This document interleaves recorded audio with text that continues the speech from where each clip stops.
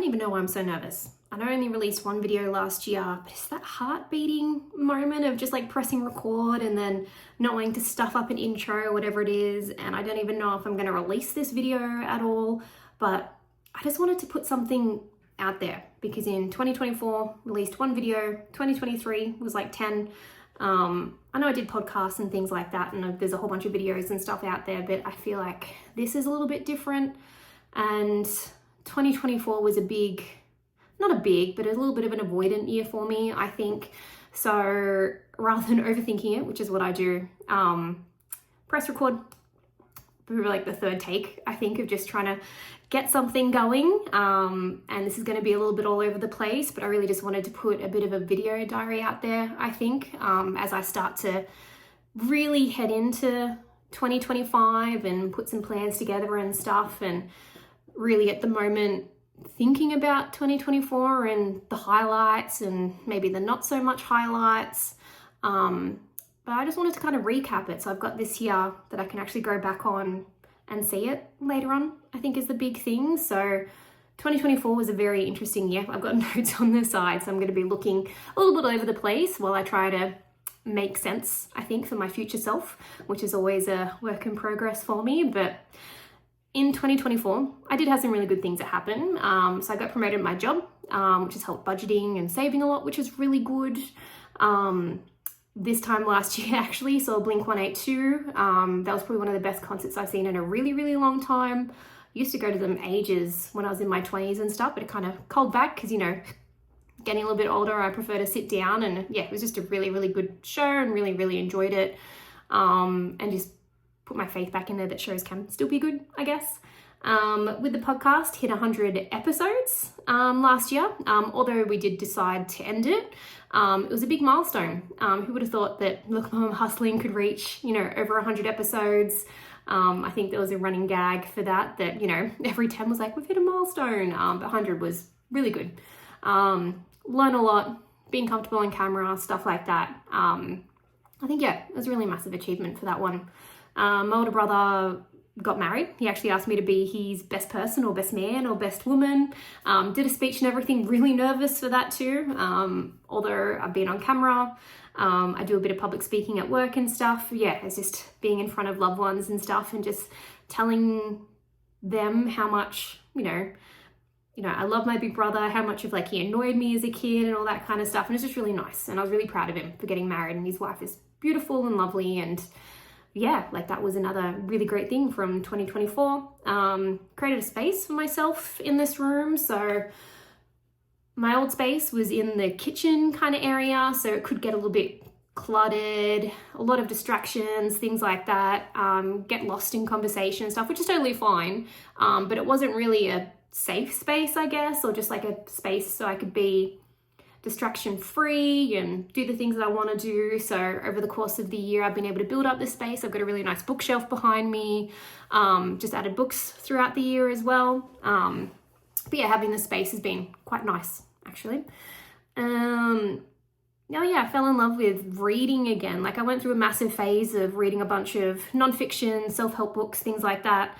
But I used to read a lot of fiction, a lot of fantasy and everything. And you know, last year I read a lot more, and it was nice to kind of get back into it and remember this other world and this whole imagination. And, you know, was hoping that would inspire me to write a little bit more or grab a few more ideas and things like that. But yeah, it was just nice to actually take a moment, step back and just relax and read and everything for a little bit rather than going all the time, you know. Traveled to Japan.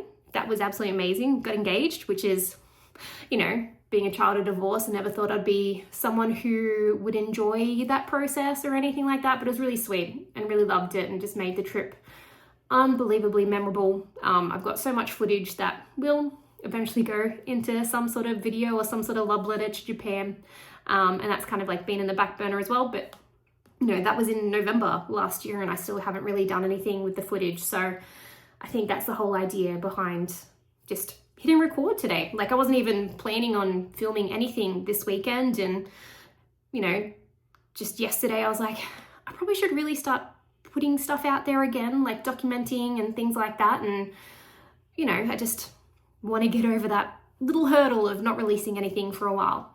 Another really fun thing that happened last year, so while in Japan, I was taking a lot of photos and I really enjoyed that process, and did photography for a bit in uni, and that was something that I really loved, and I just kind of fell in love with photography again. So I bought this amazing little vintage camera, Olympus OM1. Just been really enjoying that photo process and like framing, and still yet to develop the first bit of film. I'm kind of think I'm being a bit selective with the photos that I'm taking. Again, probably just overthinking it too much.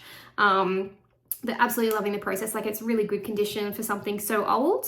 But yeah, I think it's kind of reinvigorated my love for photography, and just, you know, that delayed gratification of getting it all printed off. And, you know, it's going to be, I think, the first of many cameras to come. I really enjoy just going out and just taking photos, just anything really, like just photos of nature and flowers and, you know, things like that. It's not something I'm going to take super seriously, but something that I'm just going to enjoy to take a moment, and whether it's like a self-care day or just having fun and taking photos, really. The harder stuff, so the things that I wish I did better at. So for 2024, I didn't take my fitness seriously enough, to be honest. And I'm a bit embarrassed about putting on weight. I think that's probably one of the things that sort of stopped me from filming, because just being self-conscious, and again, that's all in my head. No one cares at the end of the day, but I care, I guess. And I just kind of let that stop me from doing too much or taking too many photos of myself. It just made me feel a little bit uncomfortable. So that's something I really want to take the reins back on this year and take a little bit more control, which would be a huge thing. Another thing as well was, I'm not a big journaler, but I do enjoy journaling. I know that's something that helps out a whole bunch for me. But last year I was just way too inconsistent, skipped so many days. Sometimes I found I only was journaling once or twice a week. And even that sometimes was just a page, just to actually have something down there and tick a box. And I wasn't really putting my whole heart into it, and it's something that I really need to get back in, because I know it helps me reflect. And I know it's something I really need to make time for, rather than just like sleeping in or things like that, to be honest. Another big dream of mine is to write and to do a blog and to write a book and just write, really. And 2023 started strong, so I had some good habits, I had a bit of a flow going, and then it all just fell to the side. I tried to write, but I was just getting distracted by Instagram or whatever it is, or, you know, just wanted to read instead, which is no problem.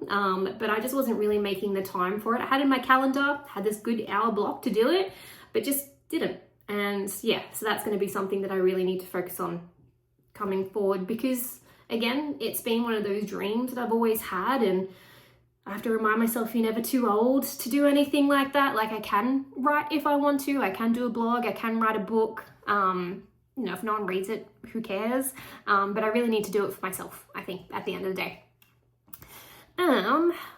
This one's probably a bit hard to talk about, but I've got to put it out there anyway. So one of the biggest things that my energy has been focused on is falling pregnant. So I've been trying for the better half of 18 months, probably almost 2 years now. And it wasn't working. So there was a lot of fear and a lot of doubt floating around through my head, because obviously what we were trying wasn't working, and felt like a massive failure, and, you know, had multiple tests with the GP and still nothing was happening. And my partner Drew, super supportive, always there for me, and, you know, was trying to just help me, I guess, get out of my own head a little bit as well, because I was just having this loop in my head and blaming myself. And, you know, every time my cycle came, it was just super heartbreaking. And yeah, I think it was just one of those things of just, you know, why did I wait so long? You know, why do I have trouble communicating what I need? And, you know, it took me a really, really long time to finally, I guess, have the courage to talk to the GP and say, hey, you know, what we're doing is not working. Can I have a referral for a specialist? And yeah, it went from there, which was really nice. So I'm just glad that I finally did it. Kicking myself still a little bit, but again, try not to, you know, hold it over my head too much. But yes, finally saw the specialist September last year. And again, I know these appointments, wait times, things like that. So it always takes a little bit. So, you know, I had obviously more tests. I felt like a bit like a pincushion after a while. Found out that my egg count is just below average, which is you know, not the worst, but not great at the same time. And after a couple of tests as well, thought I might have adenomyosis. And honestly, it was quite stressful, to be honest. Yeah, like it's just something that's been on my mind for the last 12 months, and we've got a path forward now. But again, it was just putting so much energy into it, trying to focus so much and trying to do the right things, and still nothing is working. So decided to go under some keyhole surgery in December. And then after that found out that I actually had endometriosis, which is probably the reason why things haven't been working or things are being delayed. So I did some work in there. And the recovery from the surgery was actually way more painful than I thought. I thought I'd be up and moving within 2 to 3 days, but pretty much kidding myself, I think, with that one. And it really took about 2 weeks to start to feel normal again, and kind of be comfortable with the little scars that I have on my stomach.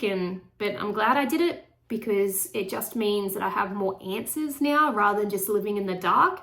And I think that was the whole thing. I think I was just scared. What happens if I find out that I can't have children? There's other things that you can do or I can do. But I think I was just letting that fear aspect overrule. And I think that was a lot of things that was just like playing on my mind. But yeah, although I do wish I saw the specialist earlier, we've now got a plan. So we'll try the thing that we're on for the next 6 months. And if that doesn't work, then we can go down IVF. I haven't really talked about this too much, only to like family and really close friends. Don't know why. I know it's quite personal, but I think it's good to be open about it as well, because I know a lot of women out there are struggling, or have gone through it as well. And, people tell me these really lovely stories about, people have been trying for, 2 to 4 years and they've recently gotten pregnant or things like that. So there's still hope out there, and I just got to remind myself to not get lost within my own head and just trust the advice and the specialists, and see where it goes from there, and just do what I can, to be honest. Let's just try not to get too anxious each month, I guess, I suppose. But just having hope, which would be a big thing.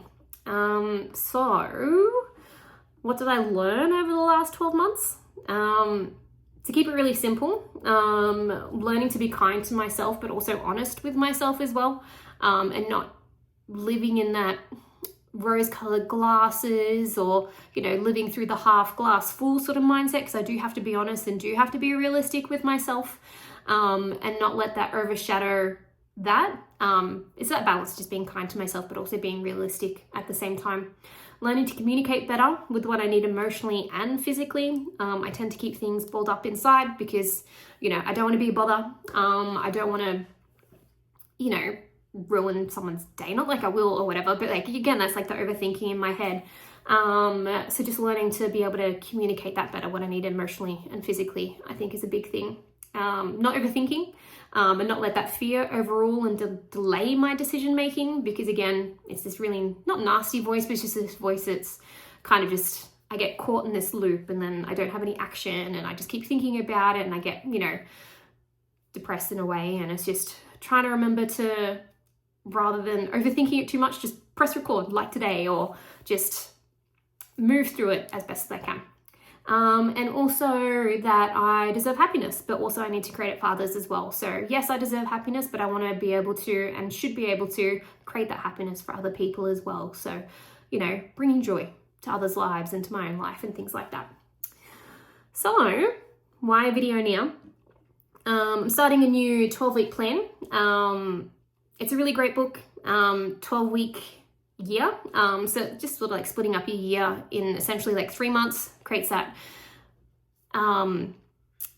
way to stop you from like procrastinating and gives you like that deadline and stuff. And I've tried it a few times last year, and I think the biggest thing was that I overcomplicated it, tried to have too many like tactics and tasks and stuff in there, and it just made it really hard to achieve at the end of the week, because it gives you like a percentage at the end of the day. So if you see that 2 or 3%, then the rest of the week is just that demotivator. So this time around, It's just about being really, really more purposeful.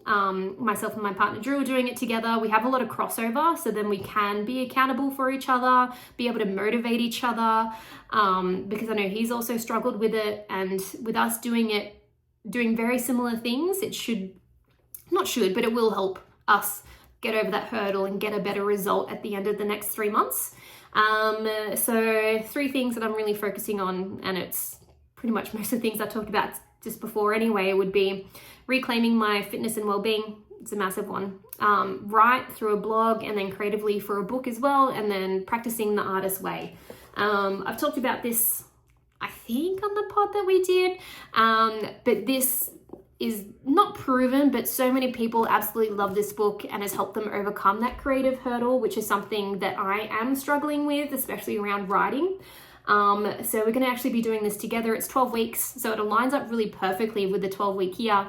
And I'm really excited to get into it. And I think this is the big thing of like why I wanted to do a video, mainly for like a before thing, because I really want to document this weekly, because you have 12 weeks, you do all these challenges and things like that, and I think it would be really good to just document it each week. I'm not even sure if I'm going to be uploading these videos. Mainly it's just for me to be able to go back and reflect and see the progress and stuff, and just have that accountability aspect for my past self. But I just want to feel that sense of control again. Like I really want to rediscover that creativity, and just, keeping it simple and not overcomplicating it. But ultimately, I just want to prove to myself that I am capable and I can do this over the next 3 months, rather than just delaying and having no action, or just putting in a half effort and things like that. Like I can plan and I can make the plan look beautiful, but if there's no action, then what am I going to do, right? But a lot of this is just going to tie into each other, because obviously with the fitness and well-being, that's going to help with my mental health, and it's going to help, falling pregnant and things like that. And, with practicing the artist way, it's going to help me rediscover, the creativity for writing and getting over those blocks and things like that. And that's it, really. That's it. And I didn't really think the video would be this long. And again, I'm just happy that I press record, and, I'm not going to say see you all next week and things like that. It's just going to be each week just reflecting on what I did and how my artist dates went, or things like that, and just whatever I feel like, to be honest. It might not always be that, but I just want to be free to do whatever I want without having the fear of being self-conscious about it. That's it.